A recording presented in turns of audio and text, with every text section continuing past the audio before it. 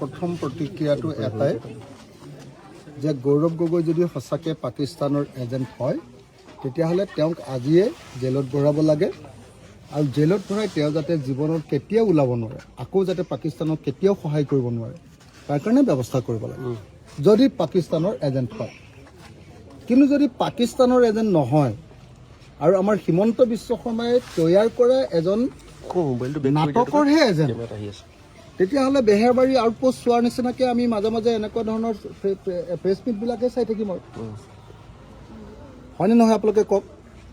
যদি সঁচাকৈ পাকিস্তানৰ এজেণ্ট হয় তেতিয়াহ'লে মই জানো যে আজিৰ পৰা কেতিয়াও গৌৰৱ গগৈ আৰু বাহিৰত থাকিব নোৱাৰে। কিন্তু কোনো গ্ৰেপ্তাৰৰ প্ৰসংগ অহা নাই এতিয়ালৈকে, গ্ৰেপ্তাৰৰ কোনো কথা মোক এটা কথা কওকচোন, মই যদি ৰাষ্ট্ৰদ্ৰোহী হওঁ, মই যদি পাকিস্তানী এজেণ্ট হওঁ, তেতিয়াহ'লে মোক বাহিৰত ৰাখিব নেকি কোনোবাই?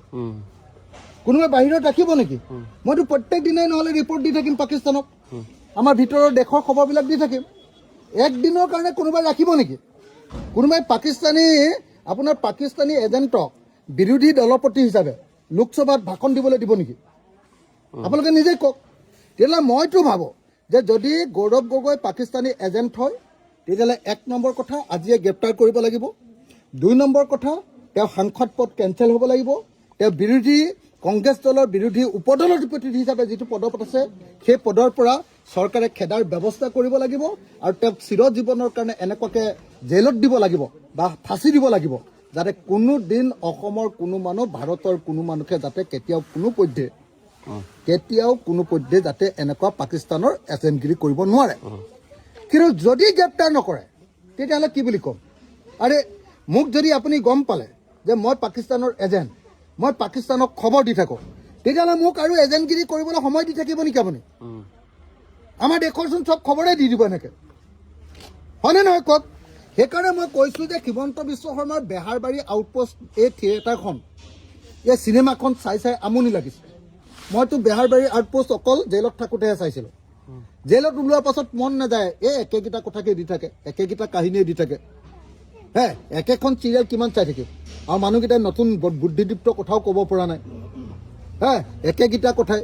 এতিয়া হিমন্ত বিশ্ব শৰ্মাকো দেখিলোঁ যোৱা 2 বছৰ ধৰি বোলে পাকিস্তানৰ আমুক কৰিছিলে, গৌৰৱ গগৈ তামুক কৰিছিলে, ভুচুক কৰিছিলে, টুচুক কৰিছিলে, সেইবিলাক কথাকে আকৌ এবাৰ কৈছে।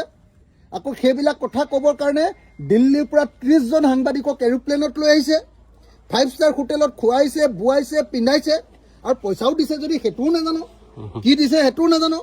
আৰু কালি পীযুষ হাজৰিকাই গোটেইবিলাক অসমৰ টিভিৰ মালিকবিলাকলৈ ফোন কৰিছে, আজি চবতে লাইভ দিব লাগিব বোলে। আৰু শুনিছোঁ বোলে পইচাৰ টোপোলা এটাও ভূঞা বুলি ল'ৰা এটাৰ হাতত দি পঠিয়াইছে। এইবিলাক কৰি আছে। যদি পাকিস্তানৰ এজেণ্ট হয় তেতিয়াহ'লে গৌৰৱ গগৈক আজিয়ে ধৰিব লাগে, গ্ৰেপ্তাৰ কৰিব লাগে, জেলৰ পৰা ওলাব নোৱাৰা কৰিব লাগে, আৰু যদি হয় তেতিয়াহ'লে বেলেগ একো নহ'লেও ৰাজপথত দি দিব লাগে, আমি তেওঁক ফাঁচি দি দিম। হয়নে নহয়? লাট পোষ্টত আমি ফাঁচি দি দিম। আৰু হিমন্ত বিশ্ব শৰ্মাই, মই এটা কথা মানে এইবিলাক কথা ভাল নালাগে, এনেকুৱা ৰাজনীতিবিলাক ভাল নালাগে। যদি পাকিস্তানৰ এজেণ্ট হয় তেওঁক গ্ৰেপ্তাৰ কৰক, আজিয়ে গ্ৰেপ্তাৰ কৰক। আকৌ বোলে পাকিস্তানৰ এজেণ্ট বুলি গম পালোঁ, এইটো বোলে আকৌ অমিত শ্বাহে চাব, এইটো বোলে আকৌ গৃহ বিভাগে চাব, এইটো বোলে NIA চাব। আৰে ভাই, NIA চোৱাৰ আগতচোন গোটেই পাকিস্তান যোৱা 2 বছৰ ধৰি আকৌ বিধানসভাৰ পৰা সংসদলৈও গৈছে, ভাষণো দিছে। সংসদৰ আকৌ গৃহ বিভাগৰ কমিটিটো আছে, আৰু তাৰপিছত কৈছে যে গৌৰৱ গগৈ পাকিস্তানৰ এজেণ্ট। আৰে পাকিস্তানৰ এজেণ্ট এজনক গৃহ বিভাগৰ কি কমিটি, সংসদ কমিটিত সোমোৱাই থৈছে। বিৰোধী দলৰ উপদলপতি পাতি থৈছে, সংসদৰ সাংসদ পাতি থৈছে। এইটো পাগলাইহে এনেকুৱা কথা কয়, পাগলা মানুহে এনেকুৱা কথা কয়।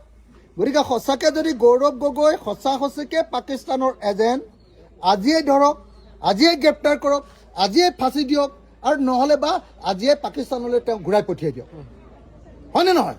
আমি এনেকুৱা নাটক চাই নাথাকোঁ। বেহাৰবাৰী আউটপোষ্ট চোৱাৰ বয়স মোৰ গুচি গ'ল। এতিয়া আৰু মই বেহাৰবাৰী আউটপোষ্ট চাব নোৱাৰোঁ। জেলত থাকোঁতে, ফ্ৰী হৈ থাকোঁতে অকণমান চাইছিলোঁ, 2খন ভাল পাইছিলোঁ। তাৰপিছত একেখিনি এক্টিং, একেখিনি কথা, একেখিনি নাটক, সেইখিনি বস্তু চাই থাকিবলৈ মন নাযায়। হিমন্ত বিশ্ব শৰ্মাৰ এই নাটক বন্ধ কৰক, আৰু যদি বন্ধ নকৰি এনেই ডিষ্টাৰ্ব কৰি থাকে তেতিয়াহ'লে হিমন্ত বিশ্ব শৰ্মাহে পাকিস্তানৰ পৰা কিবা লেনা দেনা কৰিছে নেকি সন্দেহ কৰিব লাগে কাৰণ হিমন্ত বিশ্ব শৰ্মা আগতে এনেকুৱা গণ্ডগোল কৰাৰ অভ্যাস আছিলে